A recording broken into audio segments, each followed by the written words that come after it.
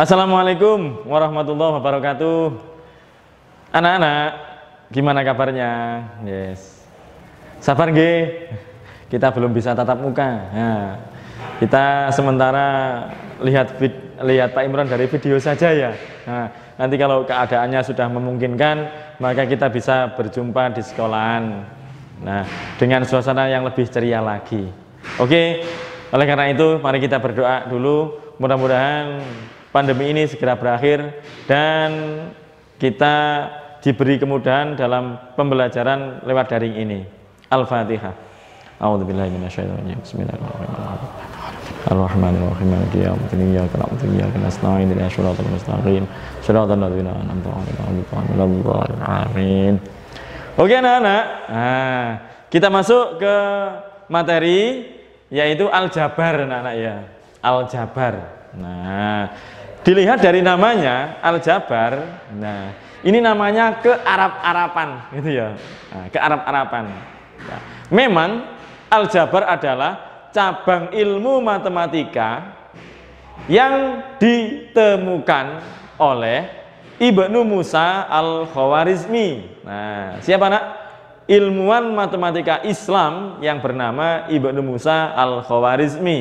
Nah, selain menemukan Al-Jabar, beliau juga menemukan angka 0. Wih, angka 0. Nah, 0 Pak, iya, sawangane remeh nak, iya, sawangane remeh. Nah, tapi kalau ndak ada angka 0, wah, perkembangan matematika itu menjadi sangat lambat sekali. Dulu angka yang pertama kali ditemukan adalah 1.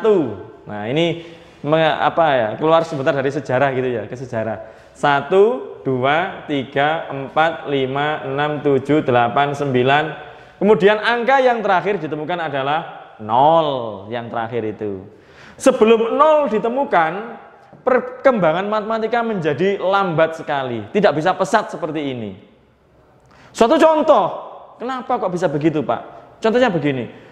Kita setelah membilang 1, 2, 3, 4, 5, 6, 7, 8, 9, mau bilang 10, tidak bisa anak-anak. Sebab apa? 0 tidak ada, iya kan? Setelah 99, tidak bisa 100 nak, 0 tidak ada. Wah, begitulah terhambatnya matematika, salah satu contohnya seperti itu. Setelah 0 ditemukan oleh Ibnu Musa Al-Khawarizmi, gitu ya, maka perkembangan matematika menjadi sangat pesat sekali seperti sekarang ini. Nah, oleh karena itu jangan meremehkan angka 0. Kadang-kadang ada yang bilang 0 itu loh kosong. Tidak boleh loh nak yo. 0 ya 0, kosong ya kosong, tidak ada. Kalau membaca nomor HP 0812 4960 8805. Nah, ini jangan dibaca 0812, tidak boleh. Kosong ya nggak ada, kosong ini ya. Gitu loh ya. Nah, 0 0 0 0. Oke guys, kita lanjut. Nah,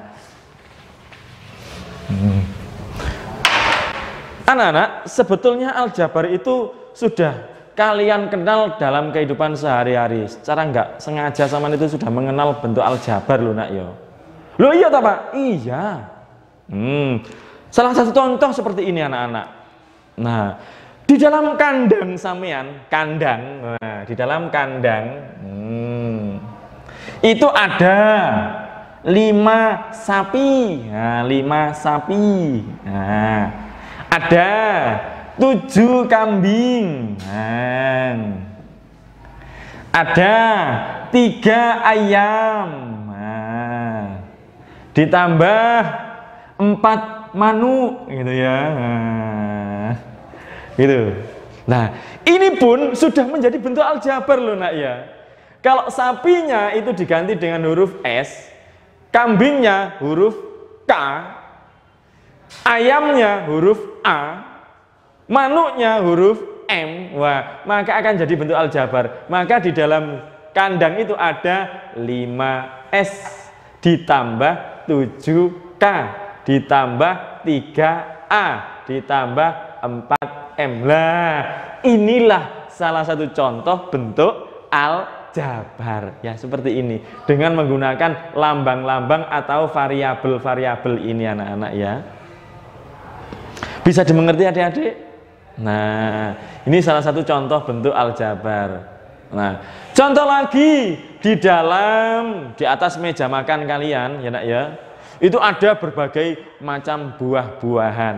Ya, saya yakin ya di atas meja makan sampean ada berbagai macam buah-buahan.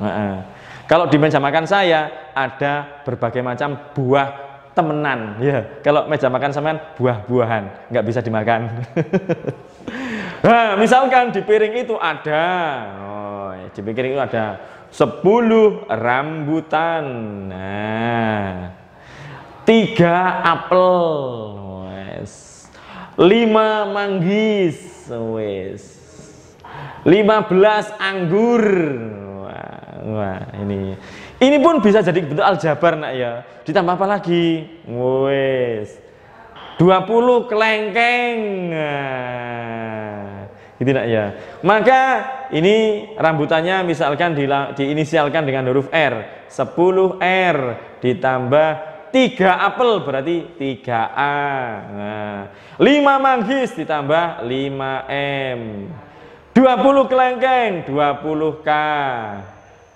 15 anggur 15A. Oh, ini sudah ada apa? Wah, cari lambang lagi 15 AN anggur misalkan begitu. Nah, ini juga salah satu bentuk apa nak?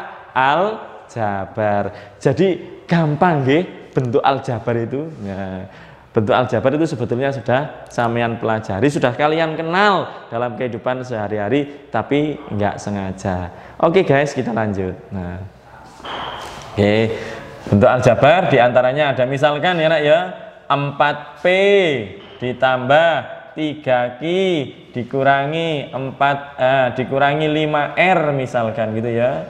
Nah, ditambah 7. Nah, ini bentuk aljabar. Contohnya lagi, nah, saman bilang apapun, pakai huruf apapun sudah jadi bentuk aljabar. Nah, min 8PQ, nah, ditambah 7P kuadrat dikurangi 5Q kuadrat ditambah 3 sudah jadi bentuk aljabar juga. Nah, lagi Pak, iya, misalkan ya 3AB kuadrat A kuadrat B dikurangi 3AB kuadrat. Nah, ini beda karena ini yang dikuadratkan A, ini B yang dikuadratkan, ditambah 7. Nah, ini juga jadi bentuk aljabar juga nak ya.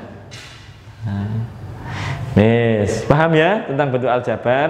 Oke, sekarang kita pelajari lebih lanjut tentang aljabar. Nah, yaitu B. Nah, B adalah pengertian suku. Nah, suku variabel atau peubah, apalagi koefisien, kemudian dan konstanta pada bentuk aljabar. Pada bentuk aljabar. Nah, oke. Misalkan ya. Misalkan diberikan bentuk aljabar. Nah. Misalkan ya nomor 1. Nah, ada bentuk aljabar. Iki nak ya. 5A dikurangi 4B ditambah 8C dikurangi 9. Nah, ini nak ya. Oke, sekarang tentang suku dulu. Nah, suku pada bentuk aljabar itu dipisahkan dengan tanda tambah atau tanda kurang. Suku itu kelompok-kelompok nak ya. Nah, kelompok-kelompok itu pisahkan dengan tanda tambah atau tanda kurang. Ini sesuai dengan firman Allah yang tercatat dalam Al-Quran. Ngambrak-ngambrak. Oh, enggak apa-apa ya. Ini hubungannya matematika dengan Al-Quran gitu bisa. Yang membedakan antara golongan dengan golongan itu bukan karena kayanya, bukan karena apanya, hartanya, tapi karena apa? Karena iman dan takwanya, positif dan negatifnya. Oleh karena itu, suku itu dipisahkan dengan tanda positif atau tanda apa? Negatif. Itu karena yang membedakan golongan dengan golongan yang lain. Golongan yang satu dengan golongan yang lain. Orang yang satu dengan orang yang lain. Yang membedakan apa? Positif dan negatifnya. Bukan hartanya, bukan pangkatnya, gitu ya. Bukan tampannya. Oke. Berarti pada bentuk aljabar ini terdiri dari berapa suku? Kita lihat, oh ini pemisahnya. Nah, pemisahnya berarti ada 1, 2, 3, 4 suku. Nah, ini terdiri dari 4 suku. Wah, inilah suku-suku pada bentuk aljabar. Pemisahnya adalah tanda tambah atau tanda kurang. Nah, paham adik-adik ya? Nah, yang kedua apa Pak? Variabel. Nah, variabel. Variabel bisa dikatakan peubah. Padha wae. Sami ugi sami rawon. Nah, variabel pada bentuk aljabar itu adalah lambangnya, anak-anak ya. Lambangnya itu variabelnya. Nah, kalau pada bentuk aljabar ini perlambangannya adalah seperti A, B, dan C, gitu ya. Jadi variabelnya adalah A.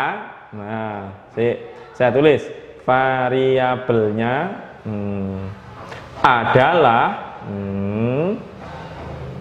A, B, dan C. Nah, A, B, dan C, gitu ya nak ya. Oke, selanjutnya tentang apa? Koefisien. Nah, koefisien. Nah, adik-adik, koefisien itu pengertiannya adalah bilangan yang melekat pada variabel. Nah, bilangan yang ada di depannya variabel boleh. Bilangan yang ada di depannya variabel atau yang melekat pada variabel. Yang ikut setia selalu pada variabel. Itu namanya koefisien. Nah, seperti apa? Nah, ini koefisiennya. Koefisiennya A adalah 5. Nah, berarti 5 ini koefisien. Koefisiennya B adalah -4. Jangan lupa loh ya, minnya dikatutkan gitu ya. Jangan patok, -4. Nah, -4. Dan koefisien C adalah berapa? 8. Nah, oleh karena itu koefisiennya adalah 5, -4 sama 8. Saya ulangi lagi, koefisien itu adalah bilangan yang setia menemani variabel gitu ya, yang melekat pada variabel. Kemanapun ikut koefisien itu ya. Lanjut. Nah, terakhir adalah apa nak? Konstanta. Nah, konstanta ini podo karo ketetapan.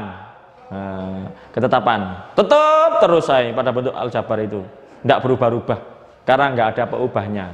Apa Pak konstanta itu? Suku yang tidak memiliki variabel. Apa nak? Suku yang tidak memiliki variabel. Nah, ini sama lihat. Suku yang tidak memiliki variabel itu siapa? Nah, ini kan ya, -9.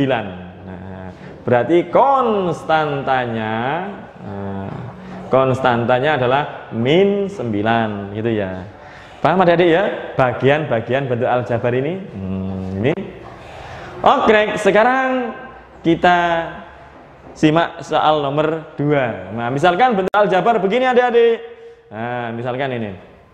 Ada bentuk aljabar 4m² n dikurangi 4mn² ditambah 8. Nah, ini. Ayo. Terdiri dari berapa suku ini? Nah, ingat ya, walaupun ini variabelnya ada 2 huruf, tetap ke jalan yang benar. pemisah antara suku yang satu dengan suku yang lain, kelompok yang satu dengan kelompok yang lain adalah tanda tambah atau tanda kurang. Nah, seperti ini. Berarti ini ada 1, 2, 3. Nah, ini terdiri dari 3 suku. Nah, kemudian variabelnya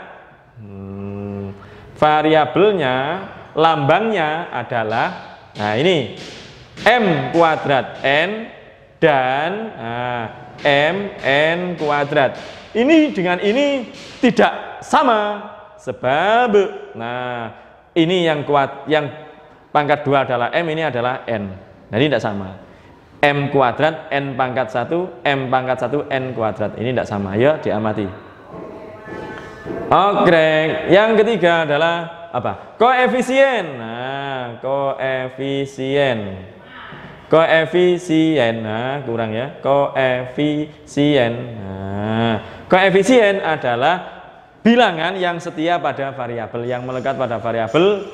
Ini ada 4 dan min 4. Ini sama ini, gitu ya. Nah, yang terakhir ada konstanta. Ketetapan yaitu 8. Nah. Oke, sekarang saya kasih contoh yang ketiga, bentuk aljabar yang lain. Misalkan Pak Imron punya bentuk aljabar begini. 3x ditambah 4x kuadrat y z. Nah, ini ada bentuk aljabar yang singkat. Nah, ini ya. Ini terdiri dari berapa suku? Ayo, terdiri dari berapa suku? Pemisahnya adalah tetap tanda tambah atau tanda kurang. Berarti ada 1, 2 suku. Nah, 1 dan 2 suku. Jadi 2 suku. Ini suku kecil ini ya. Ini suku besar, gitu ya. Variabelnya akeh, gitu ya. Kalau ingin besar ya 3 A B C D E F G H I J K L M N O P gitu ya. Lanjut. Nah, variabelnya adalah x dan satunya itu x kuadrat y z. Nah, kemudian ada lagi koefisien.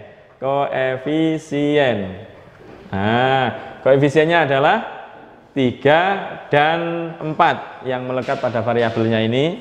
Yang terakhir, nah, konstantanya. Nah, konstanta itu adalah suku yang tidak memiliki variabel, atau berdiri sendiri. Nah, pada aljabar ini mana suku yang tidak memiliki variabel? Semuanya mengandung variabel. Berarti konstantanya adalah tidak ada. Nah, konstantanya adalah tidak ada. Oke anak-anak. Nah, paham nggih tentang pengertian suku, variabel, koefisien sama konstanta pada bentuk aljabar. Oke, kita lanjut pertemuan besok dengan membahas tentang apa? Suku-suku yang sejenis pada bentuk aljabar serta menyederhanakan bentuk aljabar. Oleh karena itu, ikuti terus video Pak Imron. Jangan lupa ya nak ya, subscribe, like, dan kasih komentar. Nah, saya doakan yang like, kasih komentar, mendapat ilmu yang bermanfaat, nantinya jadi orang yang kaya, jadi YouTuber kayak Pak Imron. Terima kasih. Assalamualaikum warahmatullahi wabarakatuh.